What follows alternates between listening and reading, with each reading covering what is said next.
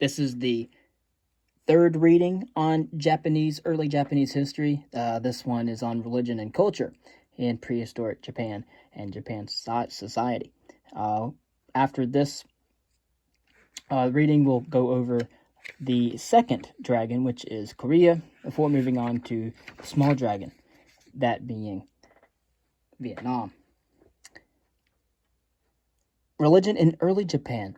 In Japan, as elsewhere, religious beliefs began with the worship of nature spirits. Early Japanese worshipped spirits called kami, who resided in trees, rivers, and streams, as well as mountains. They also believed in ancestral spirits present in the atmosphere. In Japan, these beliefs eventually evolved into a kind of state religion called Shinto, or the sacred way or way of the gods. That is still practiced today. But Shinto still serves as an ideological and emotional force that knits the Japanese into a single people and nation. So it acts as something that binds the civilization together through something that's more common, such as same thing with music, as in religion and other things. So Shinto does not have a complex metaphysical superstructure or an elaborate moral code. It does require certain ritual acts, usually undertaken at a shrine, and a process of purification which may have originated in primitive concerns about death, childbirth, illness, and menstruation. The traditional concern about physical purity may help explain the strong Japanese concern for personal cleanliness and the practice of denying women entrance to the holy places. Of course, another feature of Shinto is its stress on the beauty of nature and the importance of nature itself in Japanese life. Shinto shrines are usually located in places of exceptional beauty and are often dedicated to a nearby physical feature. As time passed, such primitive beliefs contributed to the characteristic Japanese love of nature. In this sense, early Shinto beliefs have been incorporated into the lives of all Japanese. And so in time, Shinto evolved into a state doctrine that was linked with belief in the divinity of the emperor and the sacredness of the Japanese nation. A national shrine was established at Ise, in north of the early capital of Nara, where the emperor annually paid tribute to the sun goddess. But although Shinto had evolved well beyond its primitive origins, like its counterparts elsewhere, it could not satisfy all the religious and emotional needs of the Japanese people.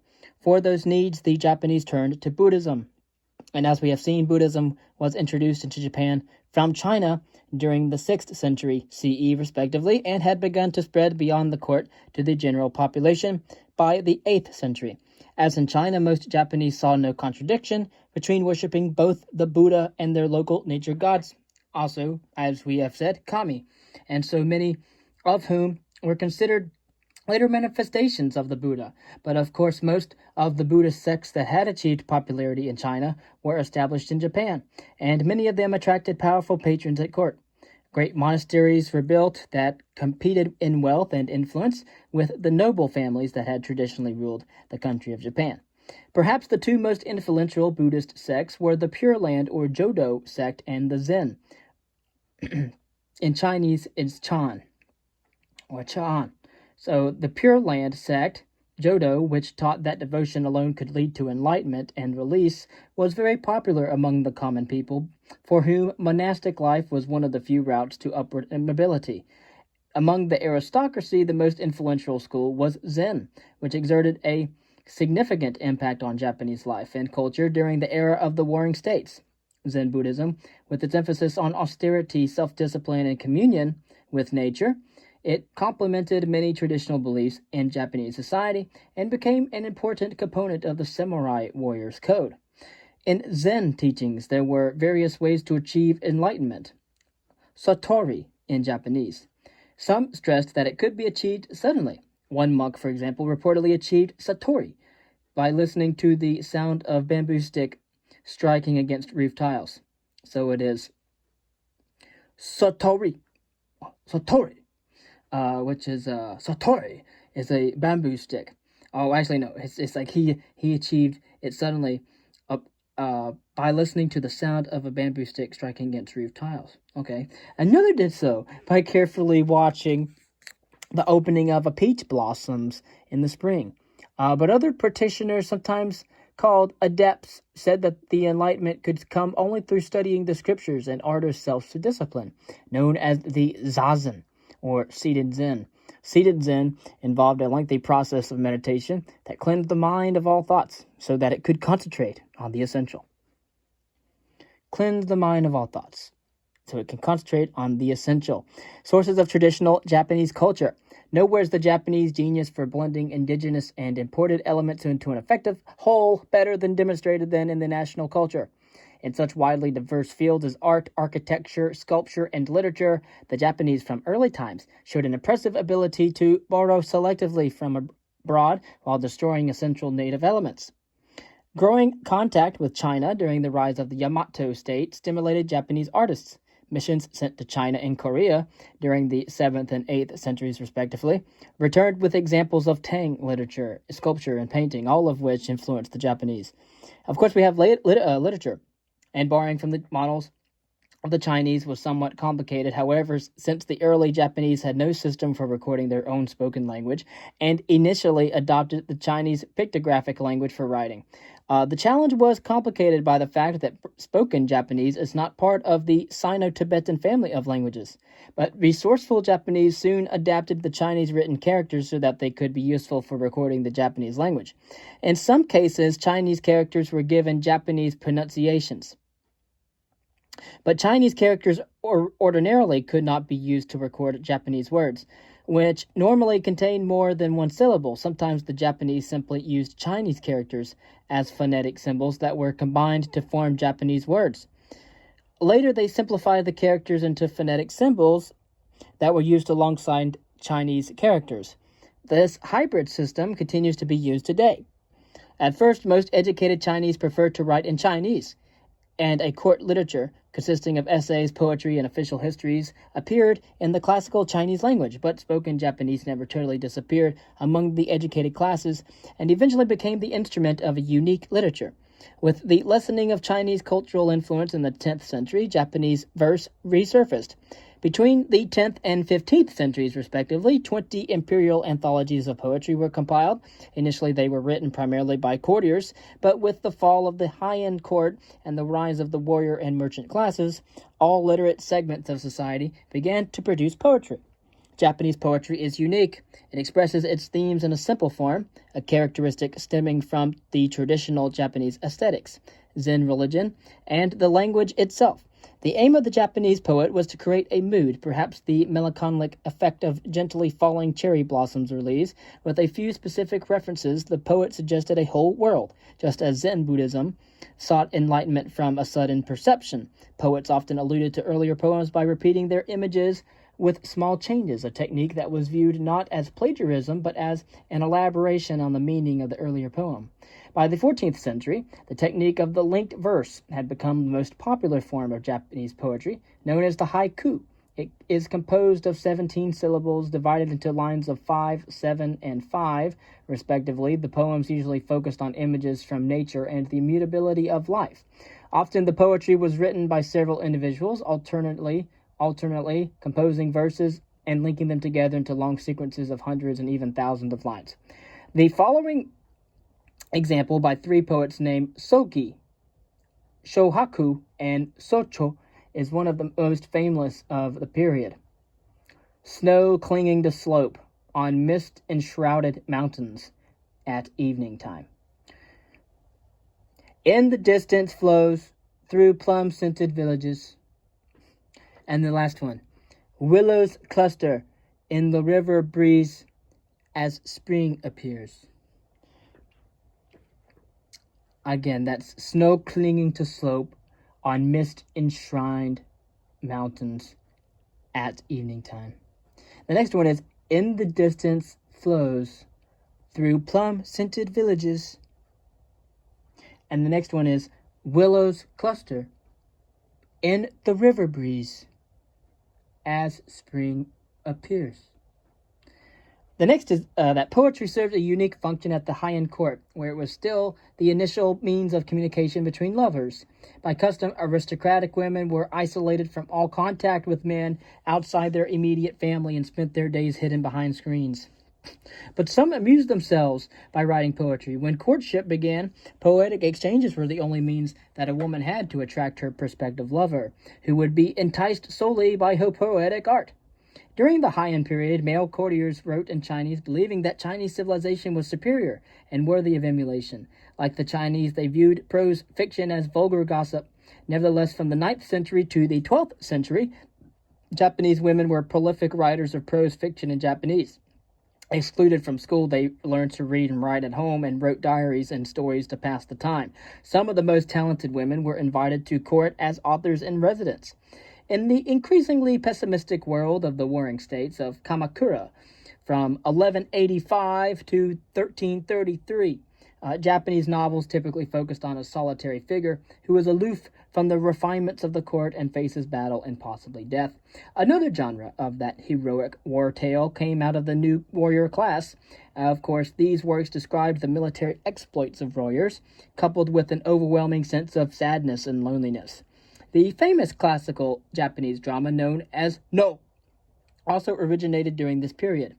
No developed out of a variety of entertainment forms such as dancing and juggling that were part of the native tradition or had been imported from China and other regions of Asia. The plots were normally based on stories from Japanese history or legend. Eventually, No evolved into a highly stylized drama in which the performers wore masks and danced to the accompaniment of instrumental music. Like much of the Japanese culture, No was restrained, graceful, and refined. But of course, in art and architecture,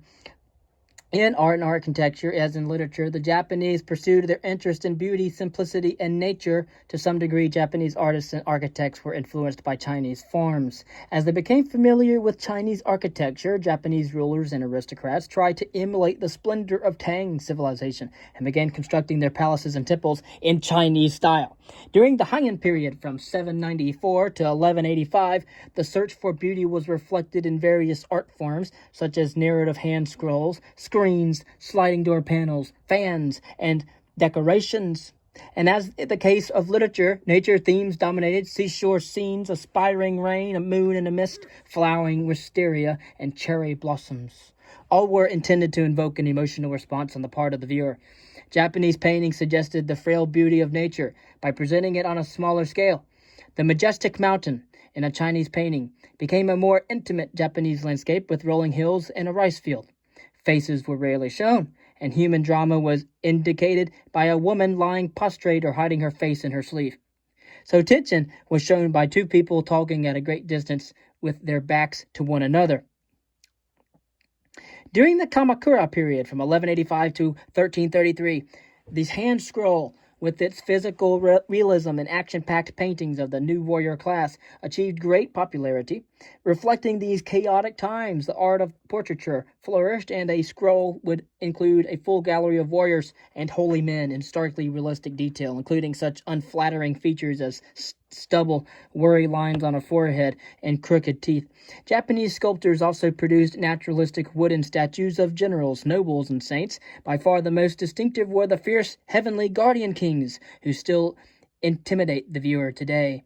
Zen Buddhism, an import from China in the 13th century, also influenced Japanese aesthetics, with its emphasis on immediate enlightenment without recourse to intellectual analysis and elaborate ritual.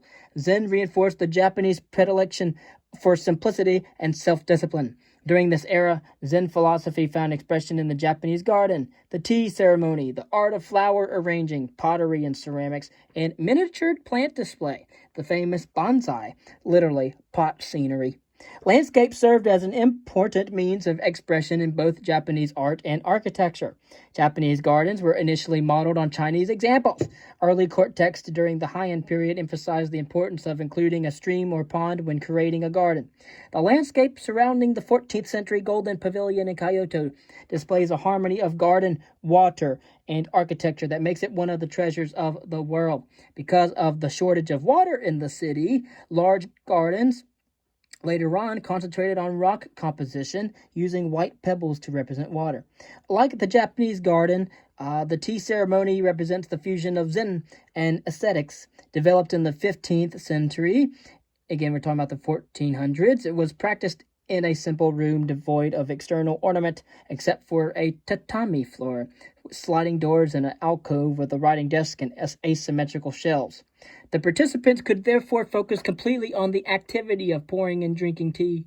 Tea and Zen have the same flavor, goes the Japanese saying. Considered the ultimate symbol of spiritual deliverance, the tea ceremony continues to have great aesthetic value and moral significance today, as well as in traditional times. Japan and the Chinese model. Few societies in Asia have been as isolated as Japan. Cut off from the mainland by 120 miles of frequently turbulent ocean, the Japanese had only minimal contact with the outside world during most of their early development. Whether this isolation was ultimately beneficial to Japanese society cannot be determined. On one hand, lack of knowledge of developments taking place elsewhere probably delayed the process of change in Japan. On the other hand, the Japanese were spared the destructive invasions that afflicted other ancient civilizations. And so certainly, once the Japanese became acquainted with Chinese culture at the height of the Tang era, they were quick to take advantage of the opportunity. In the space of a few decades, the young state adopted many aspects of Chinese society and culture, and thereby introduced major changes into Japanese life. Nevertheless, Japanese political institutions failed to follow all aspects of the Chinese pattern.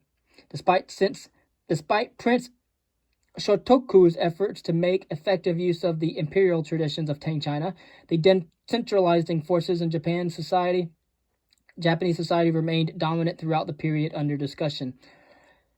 Adoption of the Confucian civil service examination did not lead to a breakdown of Japanese social divisions. Instead, the examination was administered in a manner that preserved and strengthened them.